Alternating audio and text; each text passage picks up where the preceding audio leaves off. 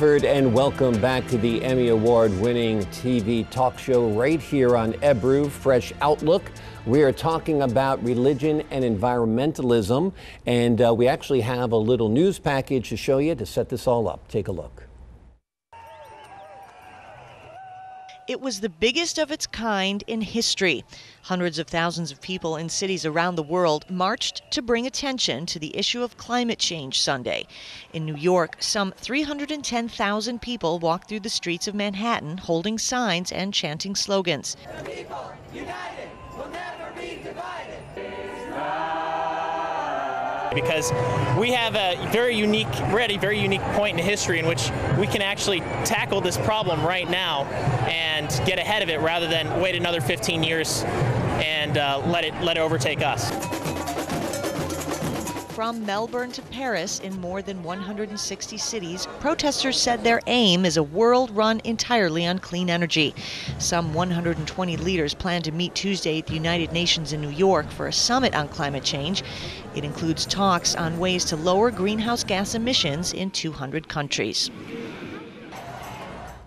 So the People's Climate March was huge news here in the New York City area, with literally hundreds of thousands of people marching. Some say 300,000, some say nearly 500,000. Was anybody there? Yes. Okay. Yes. All three of us. All three of you were there. Okay, so let me introduce my guests first. We have with us today Eileen Flanagan from the Earthquaker Action Team. We have Susan E. Joseph Rack of the Christ Presbyterian Church. And we also have with us Imam Shamsi Ali from the Jamaican Community Center, the Muslim Community Center. Let me begin with you, Eileen. Tell me about your reaction. What was the march like?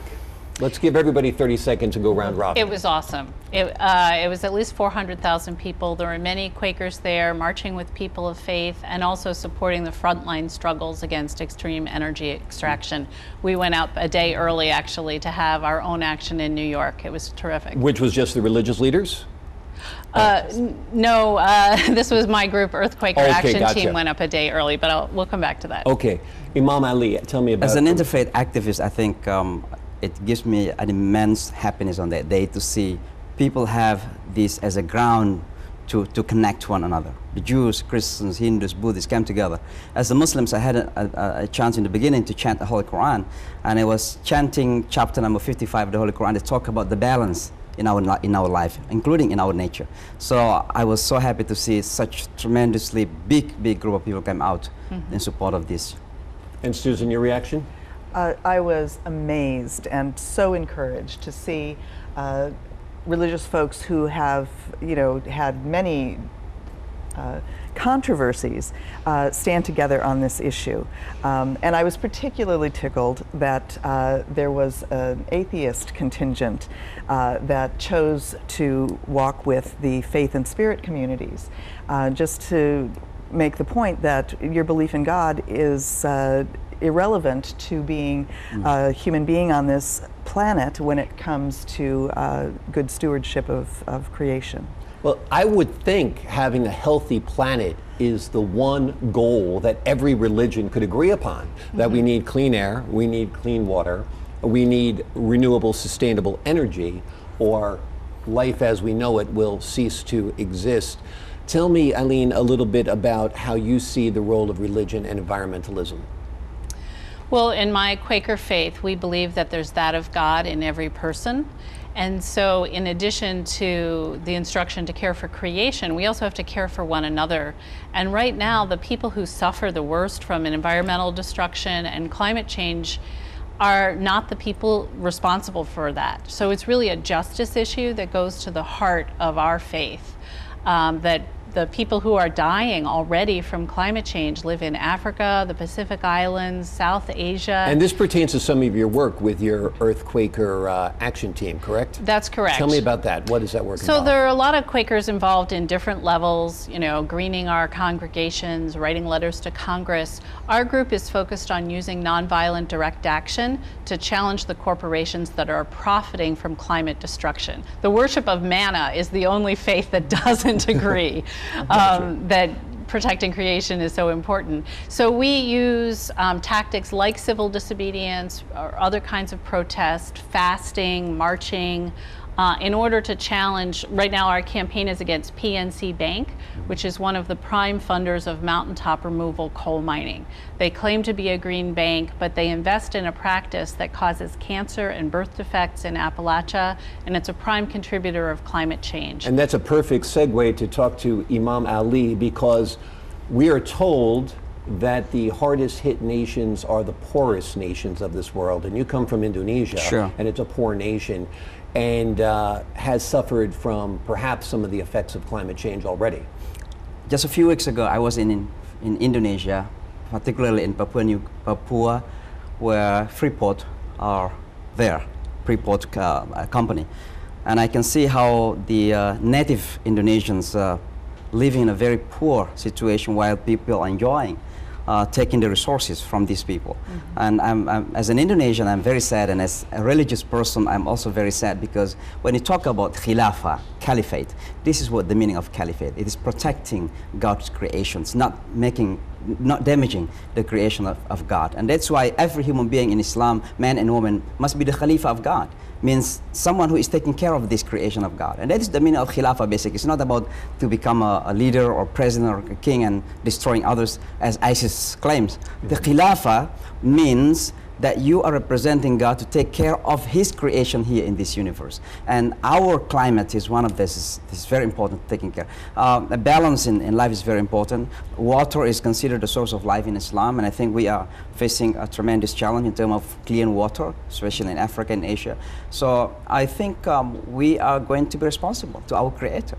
And that's why, as it's mentioned, that it is difficult to imagine someone's praising God, but doesn't take care of God's creation. Absolutely. Yeah. Susan, the UN Climate Summit is addressing some of these concerns. Is it going far enough? What needs to be done in your view? I was very impressed by some of the goals that especially less developed nations were making.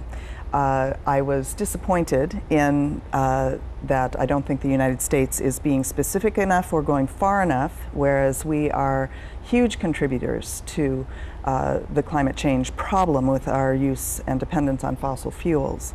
I agree with the Imam that this is a stewardship issue that affects not only the stewardship of resources, but the people who depend on those resources, and the privileged have got to see how it will benefit everyone if we are able to get rid of our addiction to the fossil fuel economy. I'm going to take your word privileged and I'll toss it over to Eileen and ask you, do we sit here as people of privilege hoping to have our LED light bulbs and our wind energy and our ethanol? It might be practicable for Americans and perhaps some European nations. Other nations seem like they're very dependent on coal energy, for example, and I'm hearing that the poor countries actually need the coal. You know, a lot of the countries that you're probably referring to have great solar potential, and it really has to do with who profits. 2 years ago, I went back to Southern Africa, where I was in the Peace Corps, in Botswana and South Africa, both of which are extracting coal but have incredible solar potential. Botswana has started, and South Africa a little bit, to put money into that. But you don't make as much money. Let me play devil's advocate here for a second. Go ahead. Why don't we see it more here in the United States then? Oh, I mean, I would love to be able to power my house on solar energy, but I think I couldn't afford it because keeping the furnace maintained is about all I can do. First of all, I do have a solar panel okay. for my hot water heater, and it's great. But the reason it hasn't become more economical is the political power of the fossil fuel industry, the fact that they're subsidized, they get all kinds of breaks, and they are not held responsible for the cost of their pollution. If the fossil fuel industry was made to pay for the effect that they have, it wouldn't be so cheap anymore. And we certainly could do like Germany and invest more in solar, which would make it much easier for people like yourself who might want to put some on your roof. Imam Ali, let me ask you this. perhaps we are having that revolution, that green revolution, and we're just not witnessing it because it's coming in piecemeal rather than in huge battles won, because you see more and more hybrids on the road. You're actually starting to see some plug-in vehicles on the road. We know people like Eileen who have solar panels on their house. So we are seeing incremental change, and perhaps that's how this will all come about. I think there is a fundamental issue, and that is about human mentality in relation to the rise of materialism and hedonism. The people tend to live beyond their limit. And I think I do really appreciate religious people, particularly, for example, the Buddhist people who want us to be more natural in our life. We Muslims respect the nature, especially these days we are in the season of Hajj where life must be respected, environment must be respected. When you are in the Hajj, you cannot even uproot any plant. It means that you have to respect this nature. And so what people used to call as natural disaster is not really natural disaster, it's man-made disasters. Mm-hmm. And the Holy Quran mentioned that disasters occur in the land and in the sea because of the hands of the humans. It is our responsibility. So as people of religion, I think we have to, again, to take into our consideration that we are going to be questioned in the life after death. Susan, let me get you quickly. What's your take on this? Is it coming incrementally? And if people do move back to spiritualism, do you think we'll actually have a greener planet?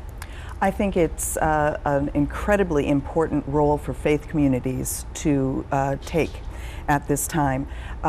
What you say about getting people's spiritual crisis over climate change, it's incredibly important for us to look at our scriptures, to see that God gave us stewardship over this earth. I'm going to stop you right there because we've got to go. I want to say thank you to our panelists today. We had Eileen Flanagan from the Earth Action Committee. This is the Emmy, by the way, that the Fresh Outlook crew recently won. Alyssa Cutler, the associate producer, Khalif Watkins, a producer, and F.A. Marflou, a producer, and whoever else I left out. The entire team here, all of the technicians and staff, won this Emmy for having the best talk show in our region. So thanks for that. I want to thank Imam Ali for joining us today. I want to thank Eileen Flanagan for joining us today. And I want to thank Susan E. Joseph Rack from the Christ Presbyterian Church for joining us today. And I want to thank you for joining us today. I'm Logan Crawford. You've been watching Fresh Outlook, and I can't wait to see you next week because we have another exciting episode planned for you. See you then.